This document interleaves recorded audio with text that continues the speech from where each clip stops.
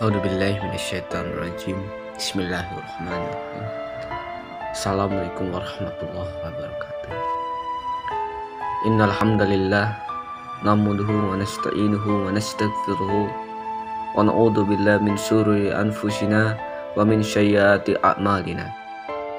Man yahdihillahu fala mudhillalah wa man yudlil fala hadiyalah. Asyhadu an la ilaha illallah wahdahu la syarikalah wa asyhadu anna Muhammadan abduhu wa rasuluh, amma ba'du. Pertama-tama mari kita panjatkan rasa syukur kita kehadirat Allah Subhanahu wa taala yang telah memberikan nikmat iman dan nikmat Islam kepada kita semua, sehingga kita masih diberi umur panjang untuk melakukan ibadah kepada Allah Subhanahu wa taala.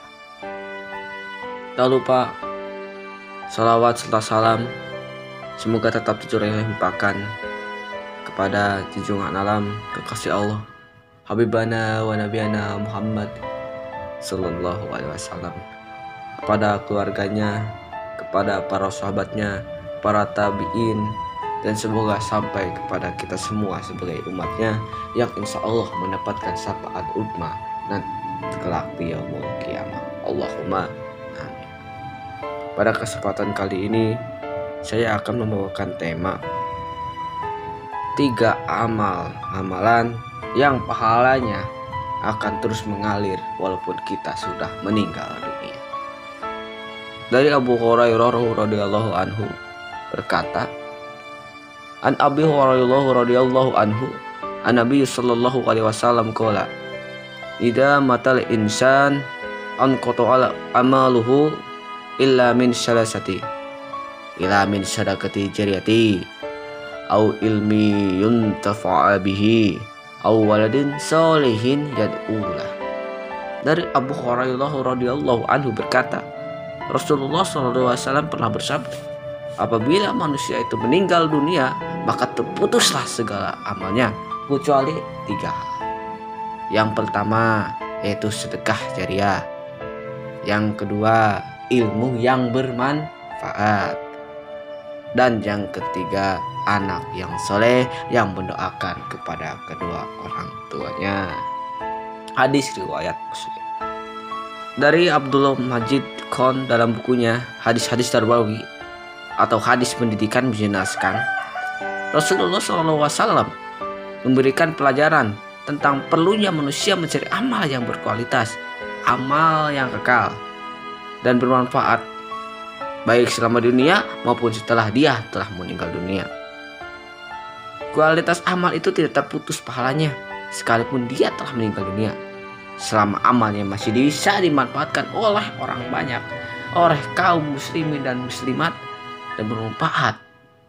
Selama itu bisa dipakai dan bisa bermanfaat, maka pahalanya akan terus mengalir ke alam kubur. Di sini Abdul menjelaskan, jika manusia telah meninggal, maka terputuslah amalnya, karena dia tidak bisa bekerja, dia tidak bisa beramal, dia tidak bisa berkarya, dan tidak bisa berbuat apa-apa. Karena apa? Karena dia sudah meninggal. Dia sudah tidak bisa melakukan apa-apa. Dia mandi pun dimandikan, dia memakai kain kafan pun dipakaikan oleh orang lain.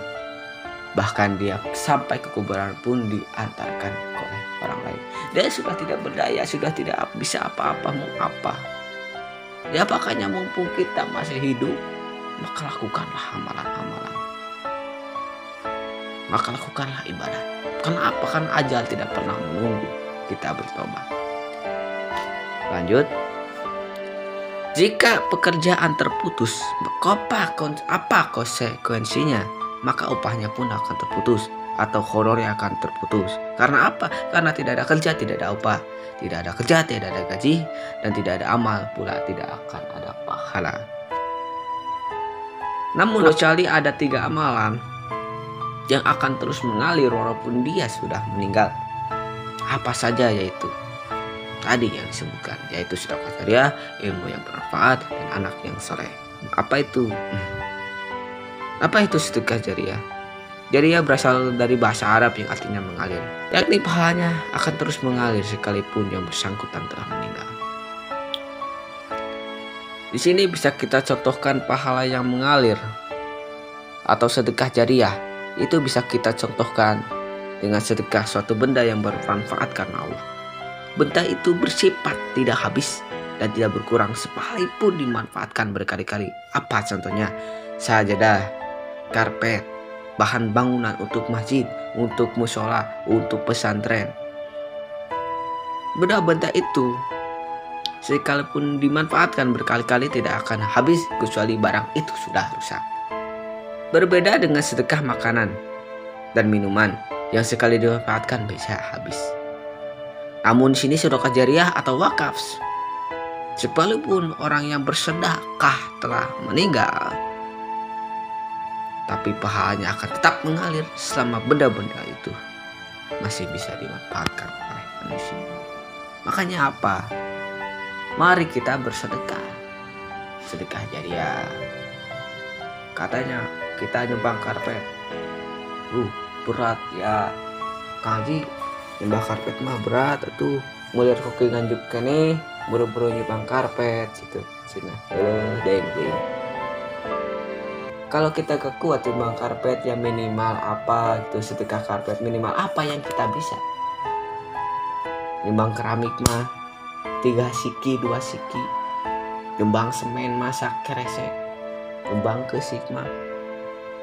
Jika itu dipakai untuk bangunan, maka itu kesik yang sakeresek, maka itu keramik yang 3 tembok, yang 3 biji akan terus mengalir pahalanya walaupun kita sudah meninggal.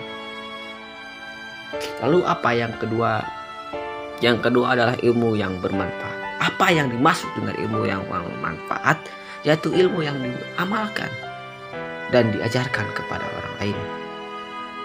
Seseorang yang mengajarkan ilmu kepada orang lain, kemudian diamalkan orang itu, dan orang itu diajarkan lagi kepada orang lain, maka ia akan mendapat pahala seperti pahala orang yang mengamalkan atau seperti orang yang mengajarkan sekalipun dia sudah meninggal.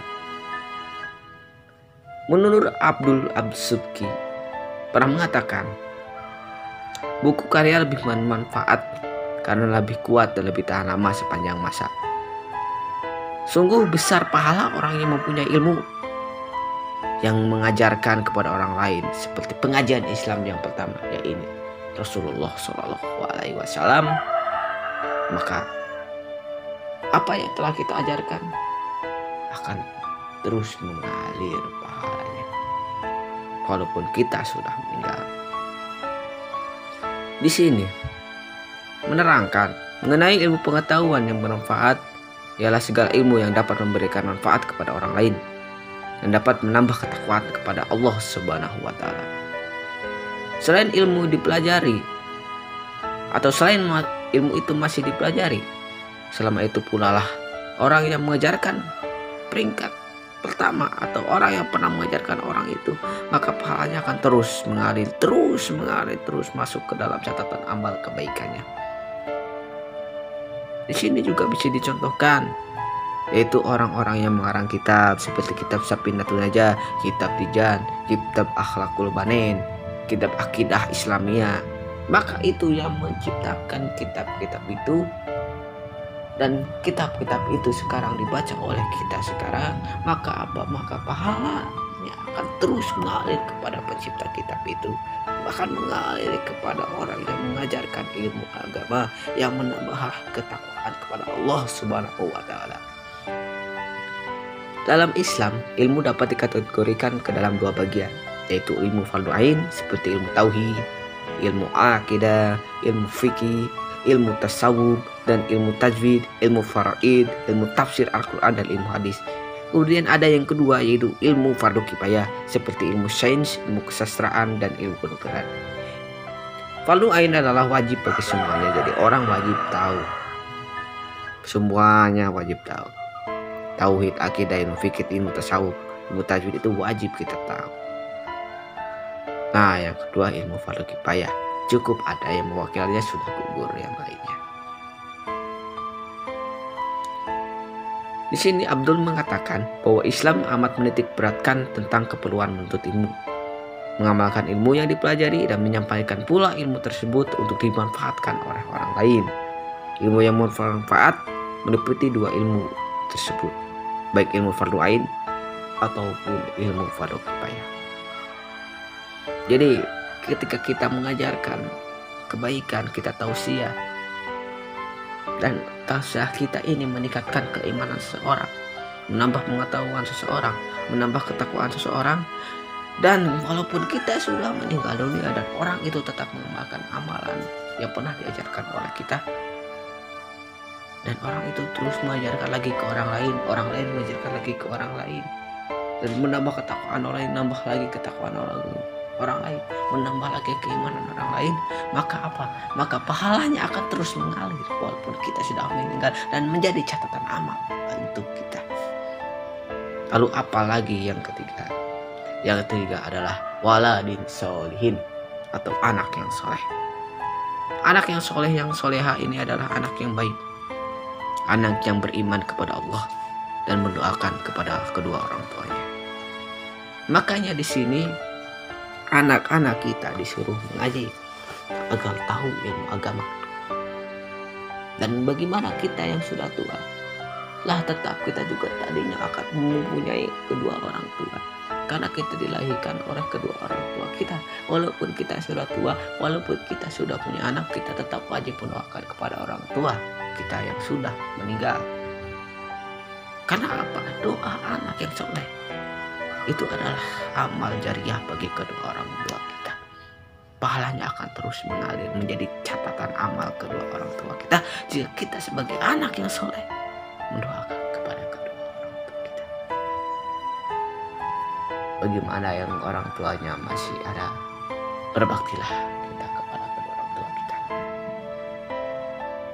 Jangan sampai kita melawan kepada kedua orang tua kita, apalagi kita membentak kepada kedua orang tua kita, karena sungguh besar perjuangan kedua orang tua kita untuk membesarkan kita. Semoga ini bisa bermanfaat. Jika ada kesalahan, itu datangnya dari saya, dari kebodohan saya, dari kejahilan saya. Mohon maaf bila ada kesalahan. Semoga bisa bermanfaat, menjadi amal dan mendapat ketakwaan kepada Allah Subhanahu wa taala. Wabillahi taufiq wal hidayah. Wassalamualaikum warahmatullahi wabarakatuh.